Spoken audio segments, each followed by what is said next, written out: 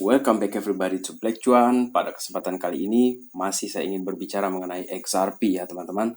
Karena sekarang ini untuk pertama kalinya Amerika mengeluarkan peraturan baru ya yang jelas mengenai pengembangan digital asset di Amerika ya. Jadi dikatakan di sini sebagai Comprehensive Framework for Responsible Development of Digital Assets. Jadi di kesempatan kali ini teman-teman saya ingin membahas XRP lagi ya. Jadi untuk pertama kali di sini mengenai XRP sebenarnya ya Amerika atau SEC ya mungkin di sana itu sudah tahu mengenai value atau the true value of XRP, bahkan kemungkinan sangat tinggi value-nya ini teman-teman, tetapi ada kesengajaan di sini yang menurut saya, oke, silakan memberikan judgement apapun ya mengenai teori saya di sini, tetapi menurut saya XRP ini sepertinya punya peran yang penting sekali ya mengenai global ekonomi di dunia nantinya ke depan. Dan di sini saya akan mulai dulu ya mengenai Bitcoin dan Ethereum teman-teman. Apa kaitannya dengan pemerintahan China di sini dan juga nanti keterkaitannya dengan XRP dan Amerika teman-teman. So, yang pertama di sini itu adalah mengenai kepemilikan Bitcoin di seluruh dunia ya. Jadi berdasarkan negara di sini itu kepemilikan Bitcoin itu ada peta-petanya di sini ya berdasarkan jumlah penduduknya. Kemudian kalau kita lihat di sini sekarang bahwa kepemilikan Bitcoin yang terbesar di dunia itu ada di China ya. Kemudian secara kependudukan ya di sini. Kemudian India, barulah Amerika Serikat teman-teman. Dan kalau kita lihat juga ya di sini ya mengenai China yang sering ban Bitcoin, tetapi ternyata possession of Bitcoin still legal in China despite the ban.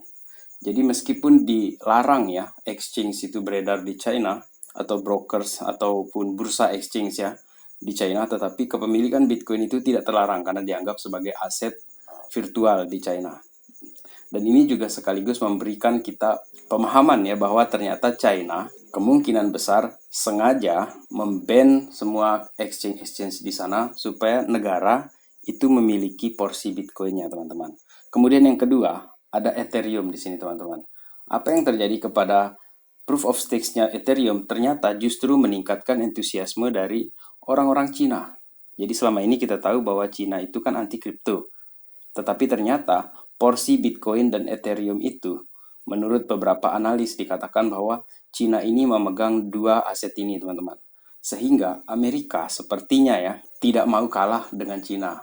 Dan kita tahu kan Amerika dengan Cina sekarang itu sudah menjadi rahasia umum ya bahwa mereka itu bersaing secara ekonomi. Dan sekarang kalau kita lihat apa yang terjadi di Amerika untuk sekarang ini, kita lihat dari Watcher Guru di sini.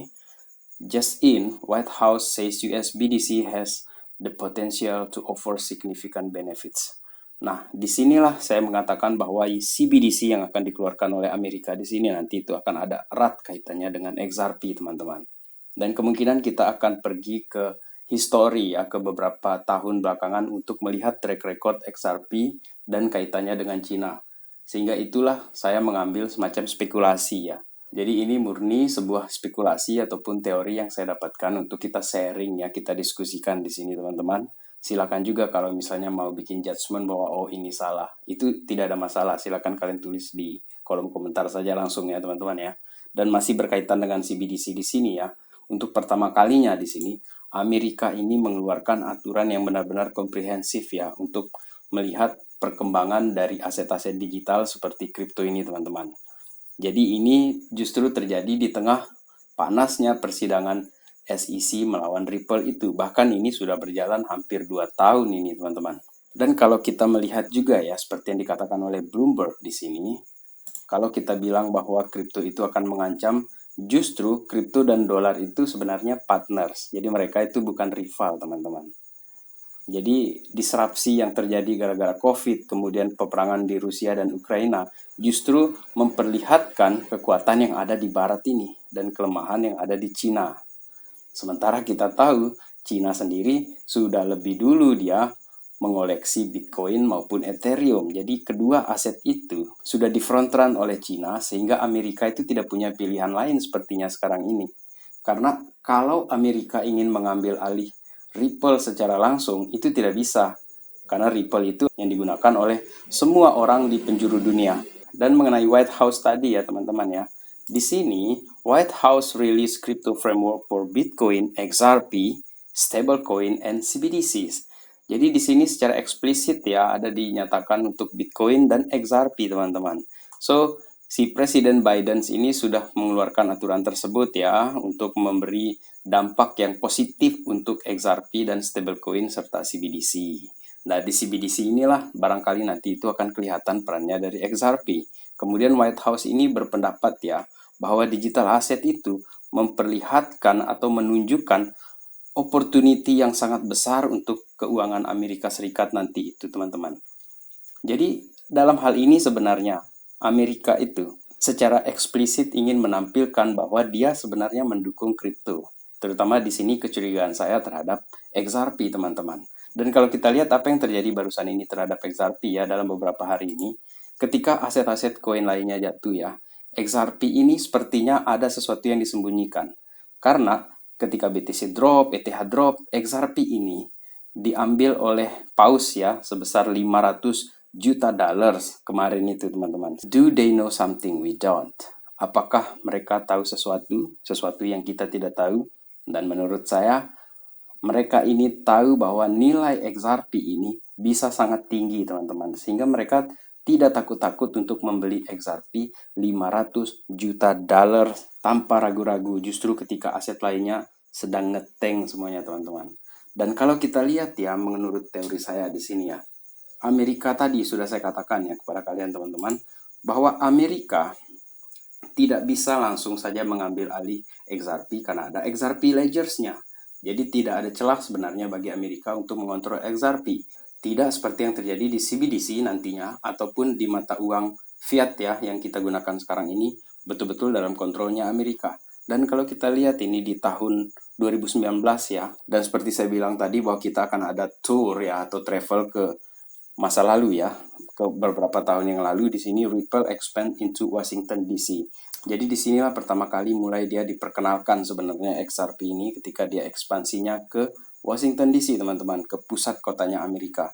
Jadi di sini dikatakan oleh Brad Garlinghouse ya bahwa dia berdialog dengan Washington regulators ya dan policy makers untuk membuat XRP ini menjadi lebih mudah diakses setiap saat teman-teman. Dan kalau seandainya benar Amerika tidak suka dengan XRP, kalau mereka benar tidak suka, mereka bisa langsung shutdown aja. Si Brad Garlinghouse mungkin bisa ditangkap, tetapi kan ternyata tidak. Ternyata XRP masih bisa beroperasi sampai sekarang, teman-teman. Dan disinilah tanda tanya besar itu dimulai. Apakah mungkin aset sekelas XRP ini yang tiba-tiba di tahun 2019 itu pindah dia ke Washington DC, kemudian langsung di 2020 malah diputuskan sebagai sekuritas yang tidak terdaftar? Menurut saya ini terlalu gamblang untuk kita terima begitu saja. Kemudian kalau kita lihat lagi ya di berita yang masih di tahun yang sama, di tahun 2019 waktu itu, China is racing ahead of the United States on blockchain. Persis seperti yang pertama saya katakan tadi bahwa China dengan Amerika Serikat ini memang saing-saingan dia dalam hal ekonomi. Terutama sekarang ini ada teknologi yang baru yang namanya blockchain, mereka tidak mungkin akan mau kalah. Oke lah kalau kita lihat sekarang bahwa Bitcoin dan Ethereum itu ada didominasi oleh China. Tetapi kelebihan dari XRP itu adalah dia ini bisa seperti uang ataupun dollars yang berkembang dengan cepat teman-teman. Berbeda halnya dengan Bitcoin ataupun Ethereum. Sehingga menurut saya teori kedua saya di sini adalah sebenarnya Amerika dan XRP ini telah bekerja sama sejak lama. Hanya saja sidang ya, SEC versus Ripple ini merupakan salah satu cara ya agar Amerika itu bisa mengambil peran ya terhadap XRP. Artinya ketika harganya jatuh, mereka mulai ambil dan akhirnya yang akan mendominasi dari kepemilikan XRP itu adalah Amerika. Seperti dia mengontrol dolar semau-maunya itu teman-teman. Dan teori ini juga saya baca juga dari kolom komentar ya, dan saya anggap itu sangat-sangat make sense buat saya teman-teman. Tetapi kalau kalian punya teori yang lain, silakan juga untuk menuliskan di kolom komentar ya. Karena ini kan untuk kita bahan diskusi saja. Bahwa kedepannya XRP itu akan seperti apa, kita juga belum tahu teman-teman. Tetapi apa salahnya kalau kita memiliki aset yang termasuk ke dalam spekulasi kita dalam beberapa tahun ke depan. Jadi bagi teman-teman yang kemungkinan ya hold XRP ataupun aset kripto lainnya, untuk sekarang ini kita tetap be strong, don't get FOMO, don't get panic. Jadi jangan jual dalam kondisi panik ataupun jangan membeli dalam saat melihat harga itu sedang naik, tetap kita melakukan riset kita mandiri ya teman-teman. So, this is not financial advice. Please, ini bukan nasihat keuangan ya teman-teman. Dan terakhir untuk XRP Army, be strong my friend. Setelah video saya yang kali ini, kemungkinan saya masih akan membahas mengenai berita-berita tentang XRP ataupun altcoins lainnya. Jadi, buat kalian yang baru pertama di Black Cuan, silakan untuk menekan tombol like, kemudian subscribe channel ini. Jangan lupa untuk membunyikan loncengnya ya teman-teman. Sekian video kali ini, terima kasih telah menonton. Salam Black Cuan. Peace my friend.